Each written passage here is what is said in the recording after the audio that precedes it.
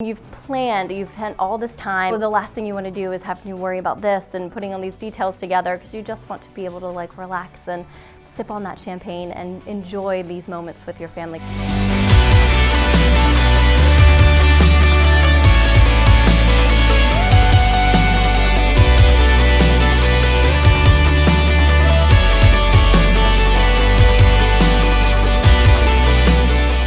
Hi, I'm John from PGP Wedding Films, and welcome to Say Yes to the Best, where we talk to the best wedding pros to give you wedding planning advice. Because usually, you've never done this before, you may have a lot of questions. So we ask all the questions that I don't know, because that's most things other than wedding videos. We give you as many tips as possible. So if that sounds like something that would be useful for you, please subscribe, follow us on Instagram and Facebook, because we're here to be a resource for you. Today, I'm talking with Tara. Hi Tara, how are you? Good, how are you, John? And Tara is with Engaged Event Management. Yep, that's it. Awesome. How long have you been planning weddings? So I've been in the industry for about 7 years, but as of January of this year, I went out on my own. So it's been fantastic. The entire community has just been so supportive, and I think that's really kind of shown just really what we do. We come into a space and don't say, oh, I'm the wedding planner and I'm gonna tell you guys how to do video. No, we are there to make sure all of the vendors can be able to just do their jobs as best they can, so they can be having just a wonderful day. What areas do you typically cover? Sure, so yeah, we're really kind of focused on southeastern Pennsylvania. I'm based right here in Downingtown, so really kind of Chester and Lancaster counties. We do go into Philadelphia, but we really kind of just like the suburbs. I like Philadelphia too. I'm not going to say I love doing Philly weddings, but I'm a suburbs kid, and when paying for parking kills me. It's bad. It's bad because we check in with the brides at the hotel when they're getting ready, as you guys know. Then we're going to the ceremony location, and then we're going to the reception. So yeah, it adds up very quickly. And I never work by myself, so it's always myself and at least other 2 assistants. So yeah, it gets a little crazy. Yeah. I actually just did a shoot last week, and I thought I was real slick with my little app to pay, but I still walked back with a ticket. Yeah. Thanks, Philadelphia Parking. Oh, PPA. Gotta love them. So today you wanted to talk a little bit, explain to our audience the difference between day of coordination and maybe full wedding planning. Yeah, so what I just wanted to, again, reiterate, so the day of coordination is a really familiar term that a lot of people use, and us planners are kind of trying to take that back, because it really isn't a good representation of what we do. People think day of coordination, you just show up magically on the wedding day and everything goes smoothly. Not a chance. So event management is really the term that we're really going forward to using. And that really kind of does a more holistic view. You know, we really start working with our clients about 6 months out, and looking through contracts, because like you said before, you know, probably haven't done this before, and really deep diving into contracts and making sure that all those details are all put together. So really kind of the difference between a full-scale wedding planner and an event management is just the scope of where they come on into the process, where a full wedding planner is going to do really kind of everything for the client. They look at budget, they're looking at all of those details, they're hiring vendors for them, they're attending all these meetings, where an event manager is really kind of going to come on about 6 months out in the process and really help out with kind of buttoning up all of those details, all of those logistics.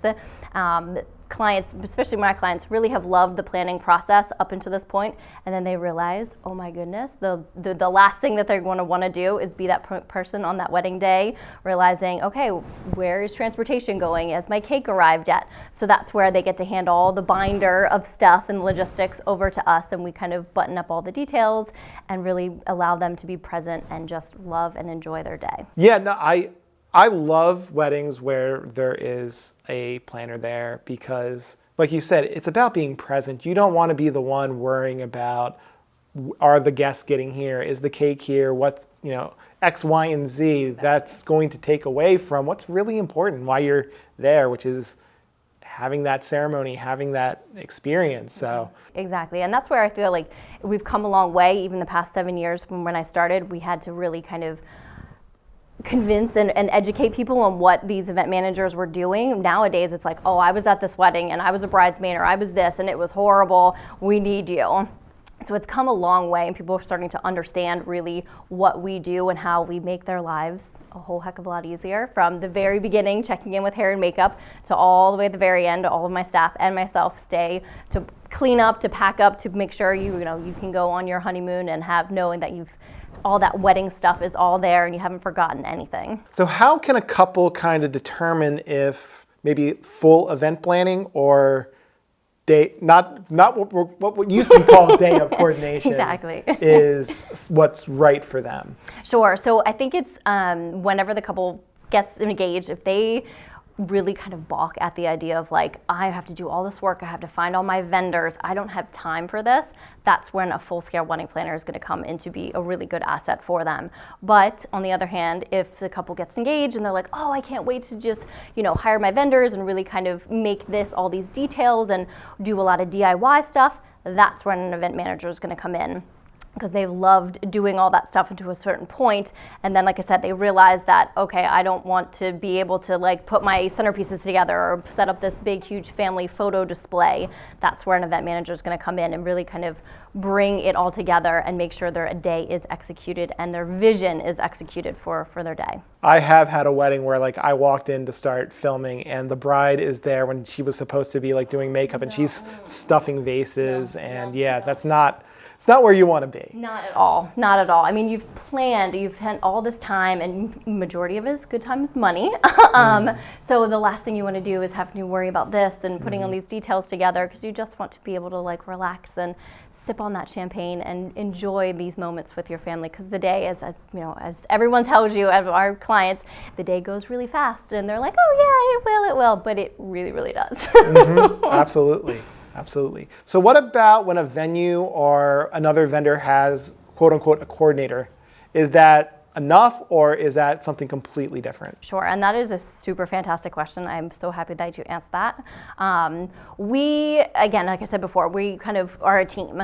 So if a catering manager or if a venue has a coordinator there, they're primarily there to make the venue look good and the food look good. So really to be able to kind of say, oh, we have to put up this crazy escort card table and we have to set up all of these family photo displays, where you're taking away their time to be able to execute the main part of the food and the venue.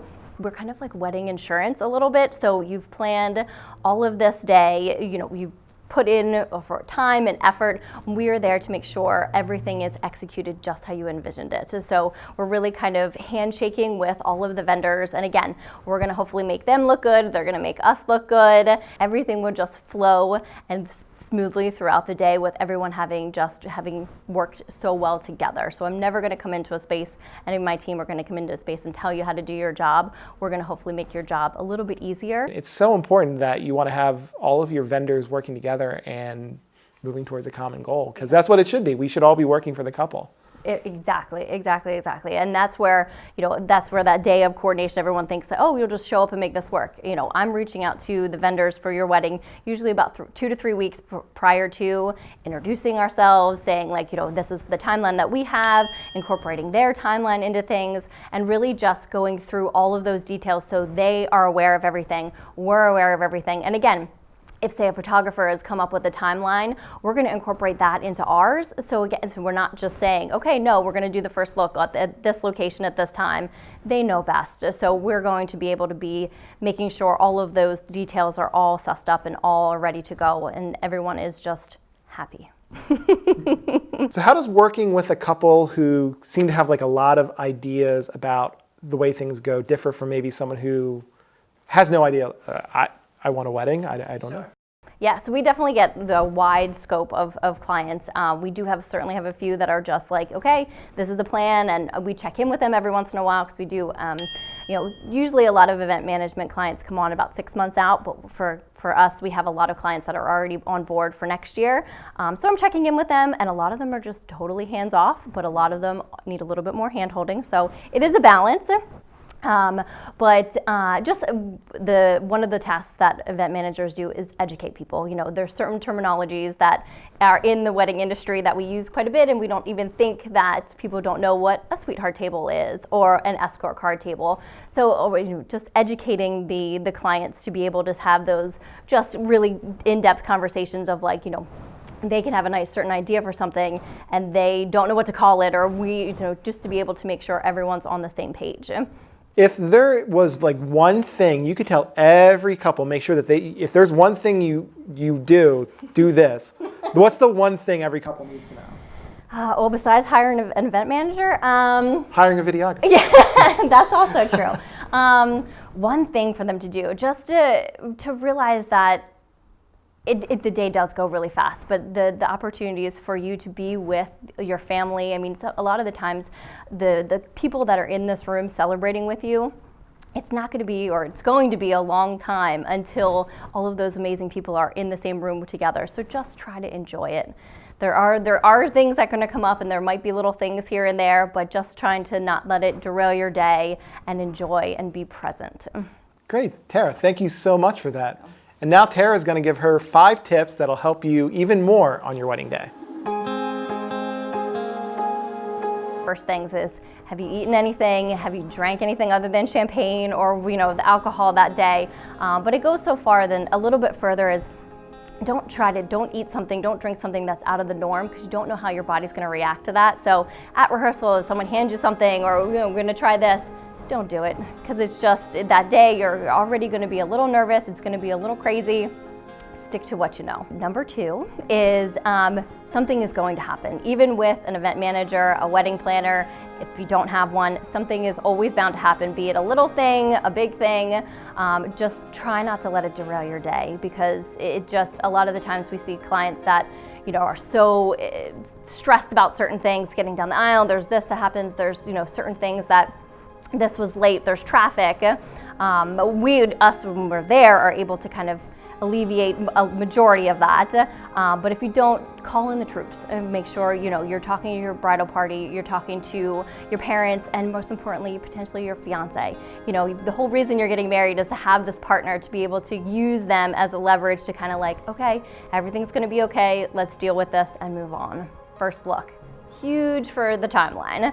I always suggest doing a first look, just because in addition to it being a good thing on the timeline, it allows you to kind of enjoy your party for cocktail hour, as opposed to being off taking photos during that time. You get to be present and enjoy the party that you've planned for the year and a half, as well as it's probably the only time that you're going to spend with your partner alone all day. And a majority of the time you wake up and you get to work, you're going about your day, but on your wedding day, it's probably the longest time you've gone without checking in with your partner. So it's just a nice stress relief to kind of just take a moment, take a breath, and share that really intimate part of the day with just your partner. And you're gonna really like this one. Hire a videographer. When this happens, I have to put out the little disclaimer. I didn't tell her to say this. Not at all, not at all. Your photos are wonderful. You're going to treasure them forever. They're gorgeous, they're gonna be on your walls, but video, it just captures the day in such a different light.